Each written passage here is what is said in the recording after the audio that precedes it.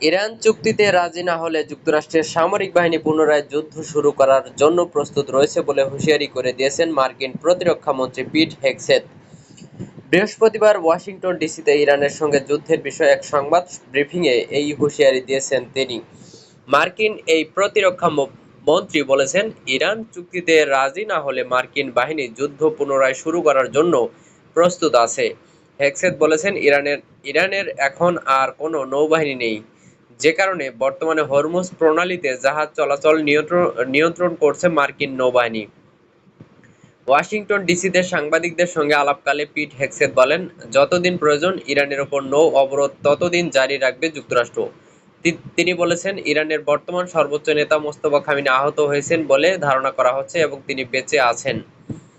যুদ্ধের শুরুতে বিমান হামলায় ইরানের তৎকালীন সর্বোচ্চ নেতা আয়াতুল্লাহ আলী খামেনি নিহত হন। সে সময় তার ছেলে ও বর্তমান সর্বোচ্চ নেতা মোস্তফা খামেনি গুরুতর আহত হন এবং বর্তমানে তিনি সেরে উঠেছেন। তেহরানকে চুক্তি স্বাক্ষরে চাপ দেওয়ার কৌশল হিসেবে মার্কিন সামরিক বাহিনী ইরানে প্রবেশকারী কিংবা সেখান থেকে ছেড়ে আসা সব ধরনের জাহাজের ওপর অবরোধ আরোপ করেছে। পিট হেগসেথ বলেন, ইরান, তোমরা একটু সমৃদ্ধ ভবিষ্যৎ ও সোনালী সেতু বন্ধন বেছে নিতে পারো এবং আমরা আশা করি তোমরা ইরানের জনগণের স্বার্থে সেটি করবে। তিনি বলেন, কিন্তু ইরান যদি ভুল পথ বেছে নেয় তাহলে তাদের অবকাঠামো, বিদ্যুৎ ও জ্বালানি খাতের বোমা হামলার মুখোমুখি হবে। ইরানের সঙ্গে যুদ্ধ বন্ধে চুক্তিতে পৌঁছানোর বিষয়ে বুধবার ট্রাম্প প্রশাসন ইতিবাচক মনোভাব প্রকাশ করেছে। তবে একই সঙ্গে সতর্ক করে দিয়ে যুক্তরাষ্ট্র বলেছে, তেহরান যদি অবাধ্যতা অব্যাহত রাখে তাহলে তাদের উপর অর্থনৈতিক চাপ আরও বৃদ্ধি করা হবে। ইরানের ক্ষমতাসীন নেতাদের উদ্দেশ্যে হেগসেথ বলেন, এটি কোনো সমান শক্তির লড়াই নয়।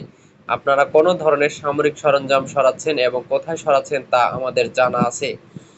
যুক্তরাষ্ট্রের সামরিক বাহিনীর জয়েন্ট চিফস অব স্টাফের চেয়ারম্যান জেনারেল ড্যান কেইন বলেন, মার্কিন বাহিনী যেকোনো মুহূর্তে পুনরায় বড় ধরনের সামরিক অভিযান শুরু করার জন্য পুরোপুরি প্রস্তুত রয়েছে। ব্রিফিংয়ে তিনি বলেন, মার্কিন নৌবাহিনীর জাহাজগুলো ইরানের পতাকাবাহী যেকোনো জাহাজ অথবা ইরানকে বস্তুগত সহায়তা দেওয়ার চেষ্টা করছে এমন যেকোনো জাহাজকে ধাওয়া করবে।